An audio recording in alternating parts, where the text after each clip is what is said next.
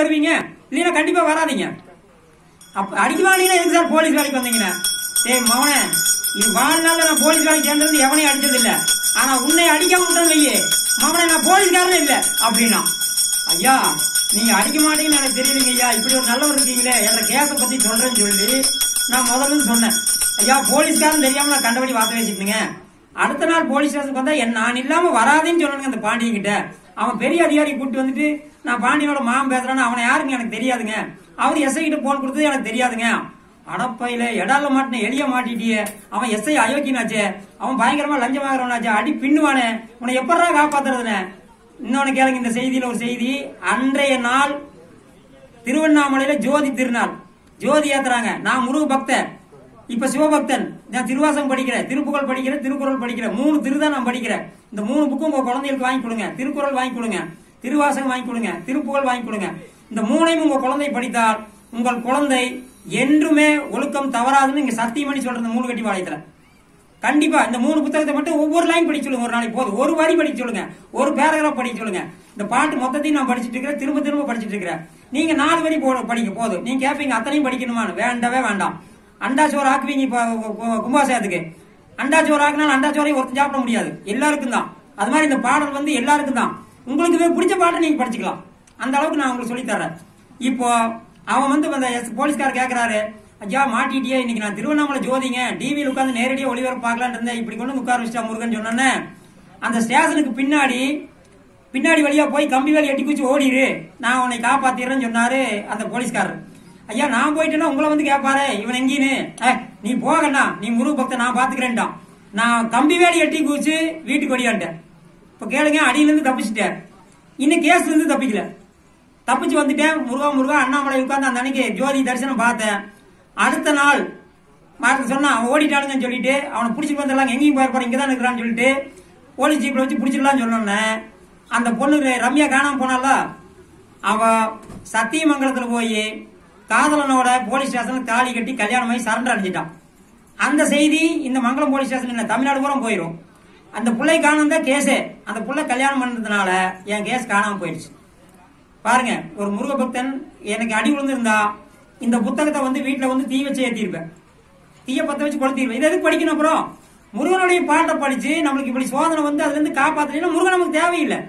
நல்லா புரிஞ்சுங்க, இறை வழிபாடு நீங்க எப்பவுமே இப்படிதான் இருக்கணும். இறை வழிபாடுனா ஸ்ட்ராங்கா இறைவன்கிட்ட பேசணும். நீங்க எனக்கு இந்த பிரச்சனை எனக்கு தீர்த்து வைன்னு சொல்லணும். ஆனா நாம கரெக்டா இருக்கணும், நாம ஒழுக்கமா இருந்தா தான், சத்தியத்தோடு இருந்து தர்மத்தோடு இருந்தால் இறையருள் எந்த நேரத்திலையும் எப்பவும் காப்பாற்றும். அதை புரிஞ்சுக்கங்க. இந்த பாட்டு படிக்கிற குழந்தை இருந்தா படிக்கிறவங்க யாரா இருந்தாலும் சரி, இந்த பாட்டு வந்து சொன்ன பாருங்க, விழிக்கு துணை திருமென்மலர் பாதங்கள், மெய்மை குன்றா மொழிக்கு துணை முருகா எனும் நாமங்கள், எனக்கு எல்லாமே காவலா இருக்குது. பயந்த தனி வலிக்கு துணை வடிவேலும் செங்கோடன் மயூரமேங்கிறாங்க. இந்த பாட்டுல என்ன அழகுன்னு கேட்டீங்கன்னா, இது நிறையசை பாட்டு. தமிழ் இலக்கணத்துல நிறையசை நேரசைன்னு ஒண்ணு இருக்குது. நிறையசை நேரசை எல்லாம் நீங்க தெரிஞ்சுக்க வேண்டாம். நிறையசைனா ஒரு லைனுக்கு 17 எழுத்து இருக்கணும், நேரசைனா ஒரு வரிக்கு 16 எழுத்து இருக்கணும்.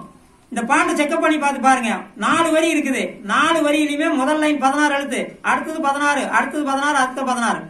நேரசையா இருந்தா 16 எழுத்துக்கு மேல ஒரு எழுத்து எச்சிருக்க கூடாது, குறையக்கூடாது.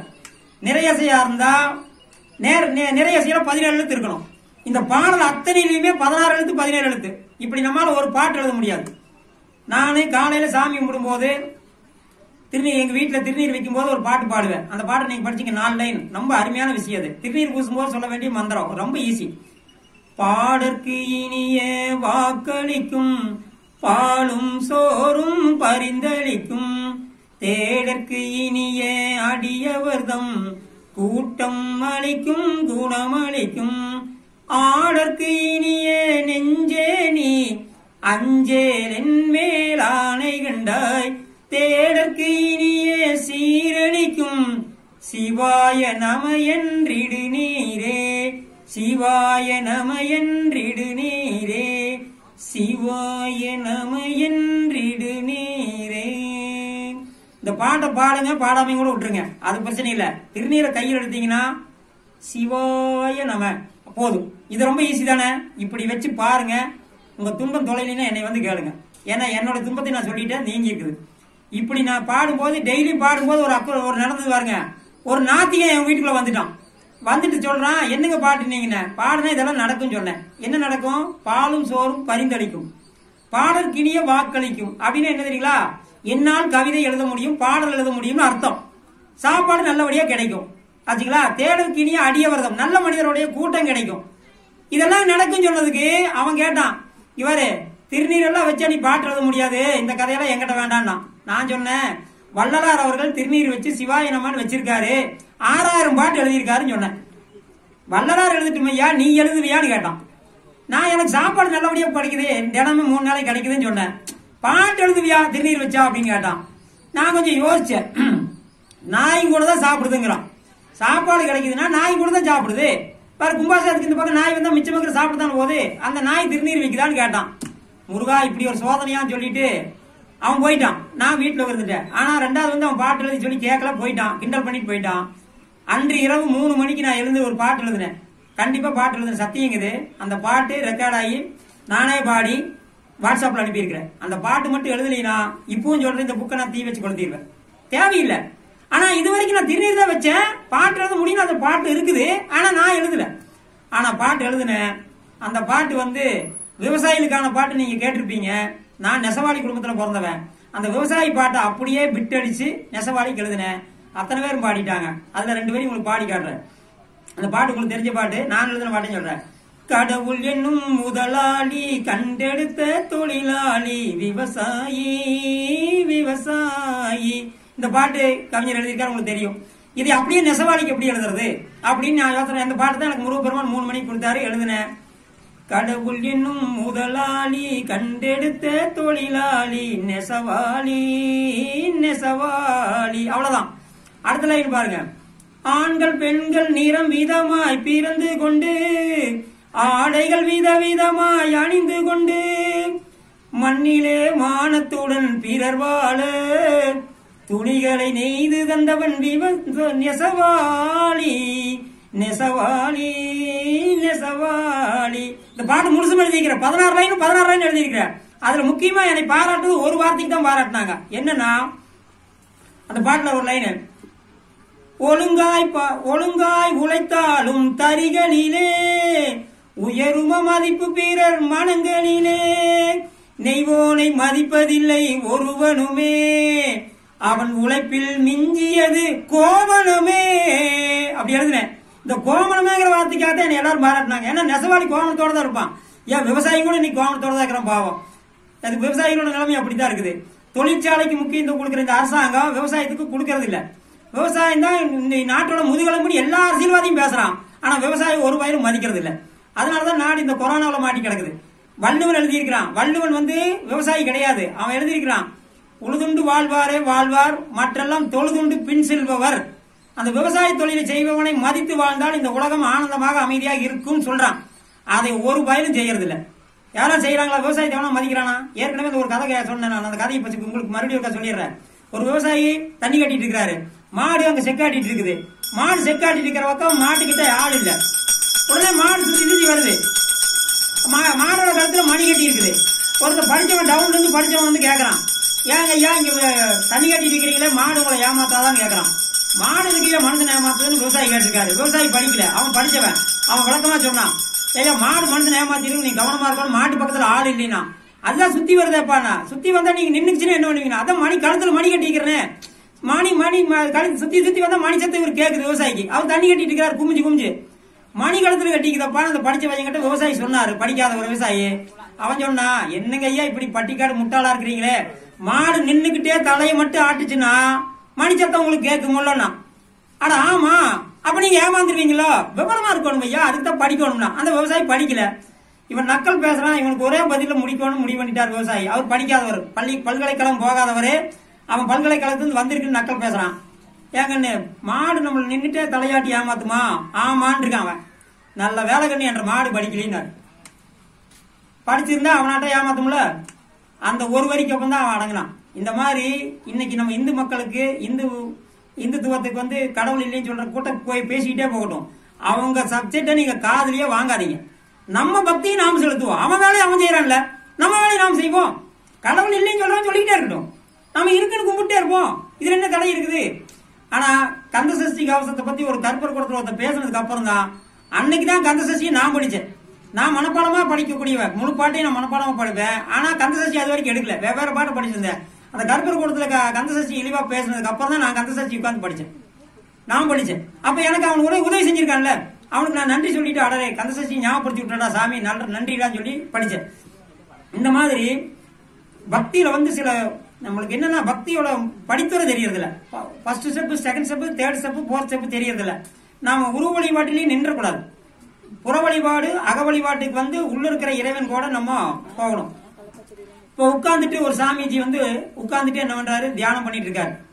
ஒருத்தன் படிச்சவன் கேக்குறான், ஏன் சாமி உட்காந்து தூங்குறீங்க, படுத்து தூங்குங்க அப்படின்னா. நான் கடவுளை தியானம் பண்ணிட்டு இருக்கேன். எங்கேயா கடவுள் எங்கேயா இருக்குது, காட்டையா கண்ணுலின்ட்டான். அவர் தியானம் பண்றாரு, உட்காந்து தூங்காய் சாமி, கீழே வந்துருவீங்க, படுத்து தூங்குங்க அப்படிங்கிறான். அவன் இவர் சொல்றாரு தியானம் பண்றேன்னு, சாமி காட்டுங்க சாமி கடவுளைனா. இவர் பார்த்தாரு, எப்ப அது கடவுளை காட்ட முடியாதப்பா அப்படின்னா. அதெல்லாம் அப்ப இல்லைன்னு ஒத்துக்கேன் இருக்கான். அப்புறம் அவர் கேட்டாரு, நான் உன்னை கேட்கறேன், நீ காட்டுவியான்னு கேட்டாரு. என்னன்னா, உனக்கு கண்ணுக்கு தெரியறத ஒத்துக்குவியானாரு. ஒத்துக்குவேன், தெரியாத ஒத்துக்க மாட்டேன். ரைட், காத்து இருக்கா இல்லையான்னு கேட்டாரு. இருக்குதுங்கிறான். காட்டுனாரு. காத்த காட்ட முடியுமா? மூக்கு வழியா உள்ள போயிட்டு வந்துட்டு இருக்குல்ல. சிவம்னு ஒரு எழுத்து எழுதி பாருங்க. இந்த சீங்கிற எழுத்துல இந்த சுழி இப்படி போகுது. அந்த காத்து இதே மாதிரி இப்படி போய் டேர்னிங் ஆகி திரும்புது நுரையீரலுக்குள்ள. நல்லா கவனிங்க. அந்த சாங்கிற எழுத்துல சீங்கிற சுழி மாதிரி தான் மூக்குல காத்து போய் திரும்புது.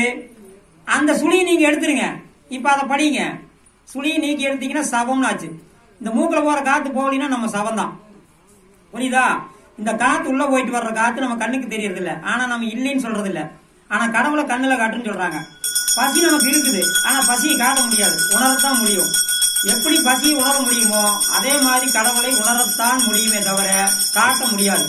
காட்ட முடியாததெல்லாம் இல்லைன்னு பொருள் அல்ல. அதுக்கு உதாரணம் காற்று, பசி, தாகம், இதெல்லாம்.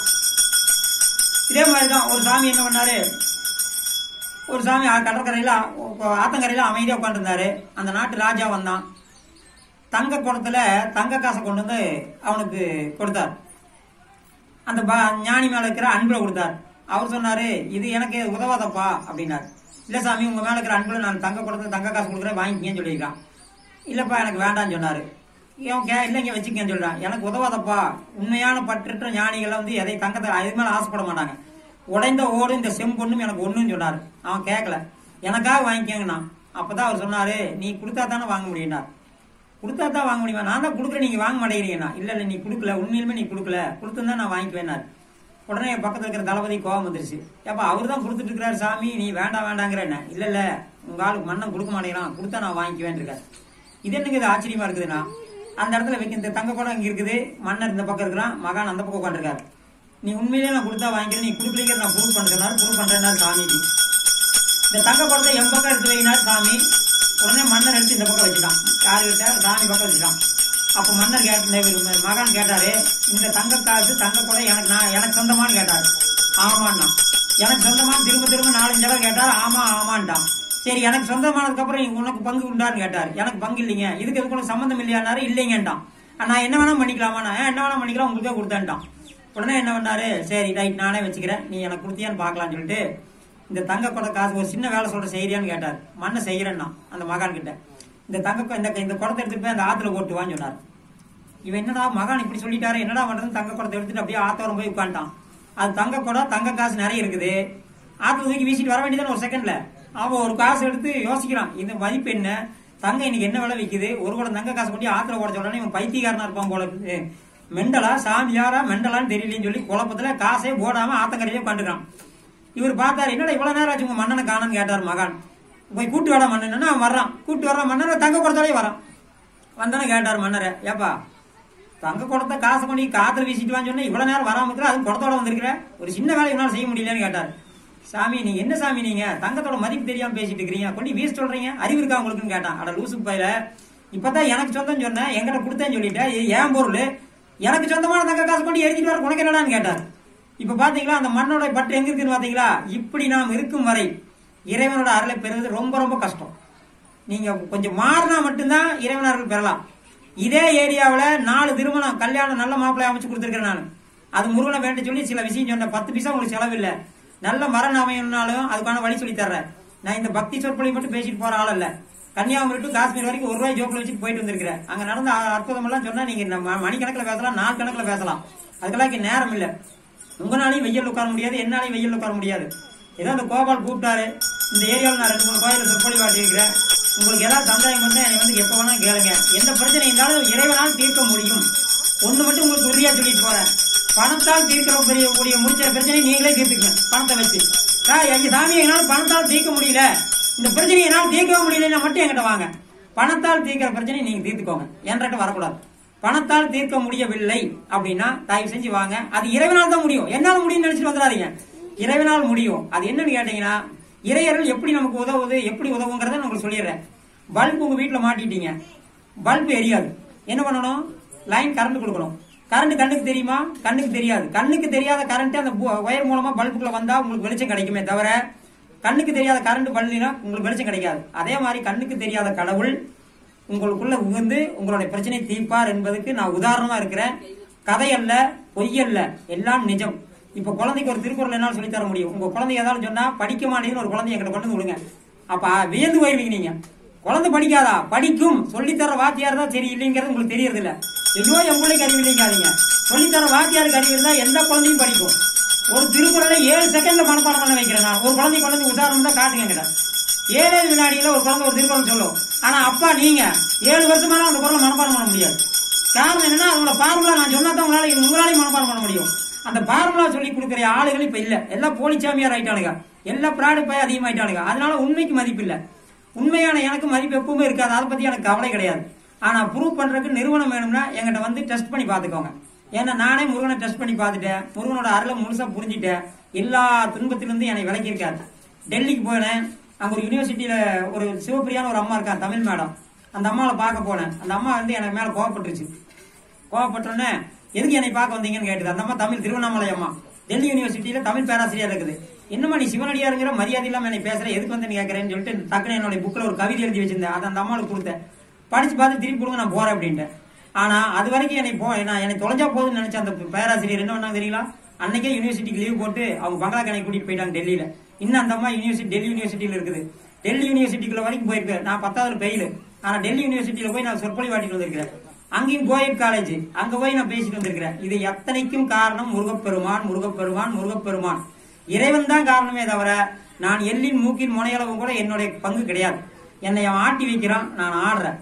இதே சமாச்சாரத்துல உங்களுடைய பிரச்சனை தீர்க்கறதுக்கு உங்களுக்கு ஏதாவது தீர முடியாது. பிரச்சனை இருக்க வரைக்கும் உங்களுக்கு தெரியாது. பிரச்சனை இருந்தா தான் கோயில அர்ச்சனையே. நல்லா ஞாபகம் வச்சுங்க.